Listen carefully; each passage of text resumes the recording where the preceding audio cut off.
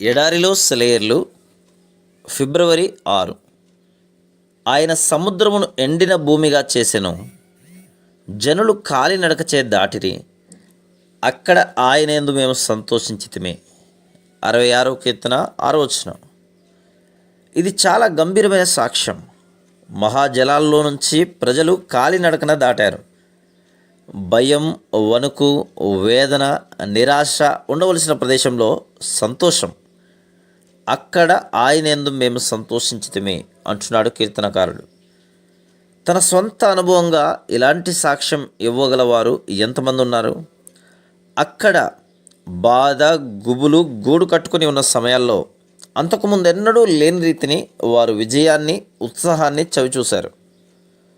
నిబంధన మూలంగా వారి దేవుడు వారికెంత చేరువగా వచ్చాడు. ఆయన వాగ్దానాలు ఎంత దగదగా మెరిశాయి. మనం సుఖ సంపదలతో తులతూగుతున్నప్పుడు ఈ దగదగలు మనకు కనిపించవు. మధ్యాహ్నం సూర్యబింబం యొక్క ప్రకాశం నక్షత్రాలను కనిపించకుండా చేస్తుంది. కానీ మన జీవితాల్లో చీకటి మూగినప్పుడు, దుఃఖాంధకారం మూసినప్పుడు తారలు గుంపులుగా బయటకు వస్తాయి. ఆశాభావం, ఓదార్పులనే బైబిలు నక్షత్ర సమూహాలు తలతలలాడుతాయి. యబ్బోకు రేవు దగ్గర యాకోబులాగా మన ఇహలోక సూర్యబింబం అస్తమించాకే దివ్యదూత బయలుదేరతాడు. ఆయనతో మనం పోరాడి గెలవాలి. రాత్రివేళ, సాయంకాలమైనప్పుడు అహరోను సన్నిధి గుడారంలో దీపాలు వెలిగిస్తాడు. బాధల నడిరాత్రిలోనే విశ్వాసి మదిలో దేదీప్యమానమైన దివ్యలు వెలుగుతాయి.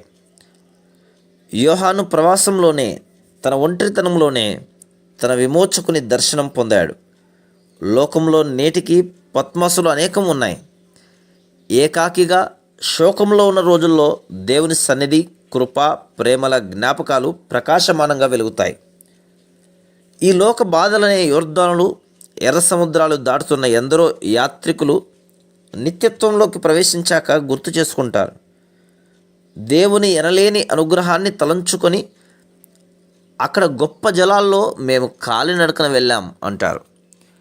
ఆ చీకటి అనుభవాల్లో నలువైపులా ఎగిసిపడే అలలతో, అగాధాల్లో, వరద, యోర్దాను బీభత్సంలో అక్కడ ఆయనందు మేము సంతోషించితిమి అంటూ సాక్ష్యమిస్తారు.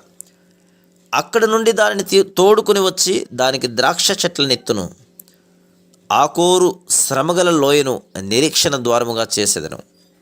హోషేయ గ్రంథం 2:15. Praise the lord.